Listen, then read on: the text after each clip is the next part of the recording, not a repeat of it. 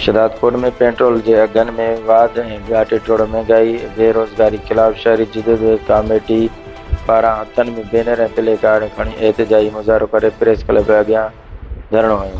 उन मौक़े ते अॻवाननि नसीर सिरोर, रफ़ीक कोसो, मोहम्मद अली लिगारी, गुलाम अली सुमरो, वकार चांडियो समेत ॿियनि मीडिया सां ॻाल्हाईंदे चयो त महांगाई, बेरोज़गारी, ग़रीब मज़दूरनि, पोरियतनि ऐं हारियुनि जो जीअण जंजाल करे छॾियो आहे।